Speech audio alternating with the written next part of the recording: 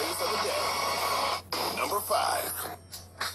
Who was the biggest fish in the sea between the Rays and the Marlins? Joey Wendell provided the answer.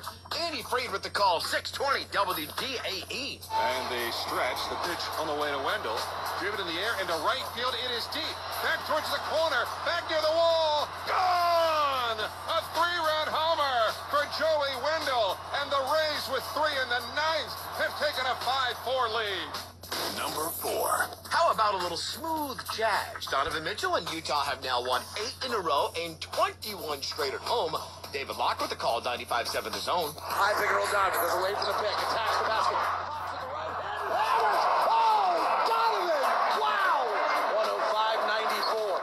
105-94. Number 3.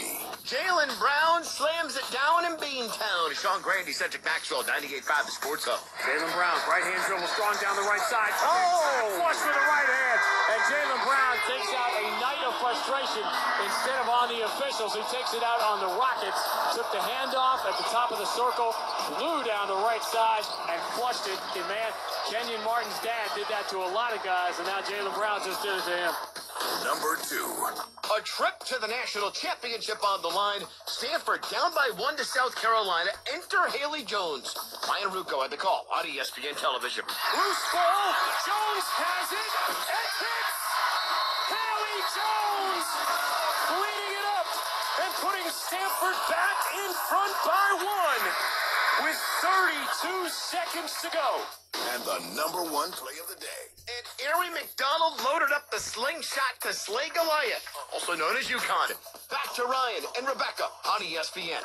Through the lane, McDonald stops on a dime, banks it in, and the foul.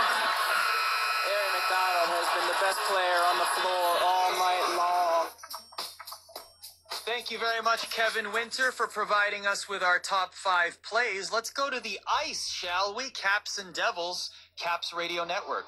Oh, what a stop by Vanacek. He robbed Travis Zajac of a chance on the back door on a great feed by PK Subban. And at the other end, a shot and they score! A game-winning goal for Dmitry Orlov. Good morning, good afternoon, and good night, New Jersey. If it were up to me, it would be the Truman Show with hockey highlights on SportsCenter all night, all the time. Caps win in overtime, 2-1 your final. Dmitry Orlov with his second career OT goal. The Caps improved to a perfect 7-0-0 against the Devils this season. Keep that music going, shall we? It's beautiful, it's poetic, it's wonderful. We got one more highlight. The Jets hosting the Maple Leafs. Sportsnet 590 The Fan. And now Mark Scheifele needs to score. The Leafs win the game. Right-handed shot, wheeling in from the left side. Slows, stops, shoots, and misses. And the Leafs will win it in a shootout. That's right. Leafs win 2-1 in a shootout. Leafs goaltender Jack Campbell. Toronto sports fans are building him a statue tomorrow in the city of Toronto. Guaranteed. 100%. It's happening. I love that music. The NHL is back on ESPN next season. North Carolina coach Roy Williams announced his retirement after 18 seasons coaching the Tar Heels. I feel very fortunate that we've had him for so long at such a high level. He's one of the great coaches in the game of basketball.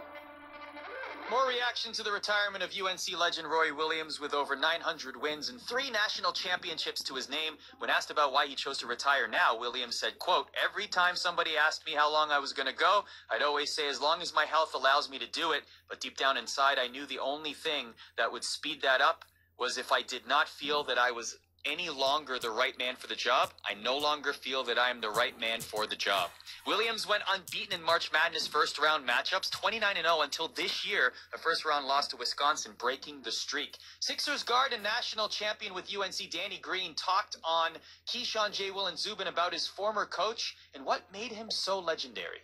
He's been doing this as long as I've been alive, and he's been a legend since then, since before I was born.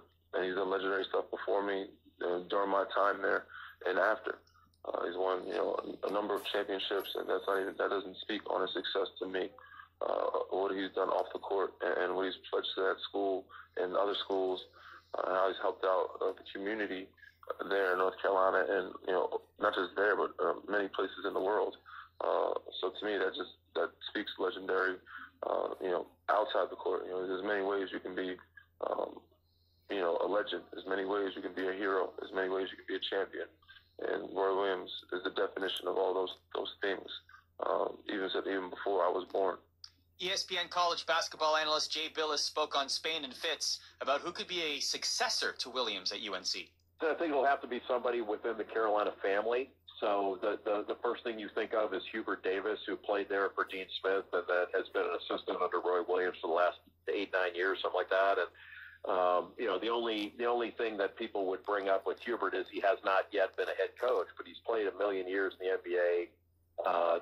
Roy Williams had never been a head coach when he took over at Kansas, so I'm not all hung up on this head coach thing. I think it's great. I'd rather have someone with head coaching experience than not. But when you've got somebody as good as Hubert, I wouldn't hesitate to make that hire.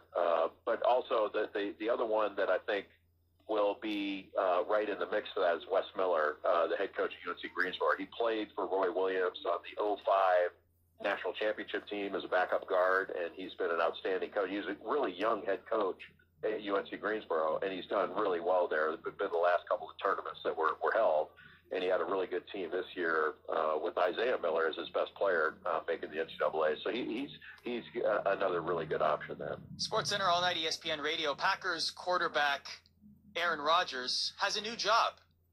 Not what you think. I mean, he's hosting Jeopardy on Monday. The Packers QB will host 10 episodes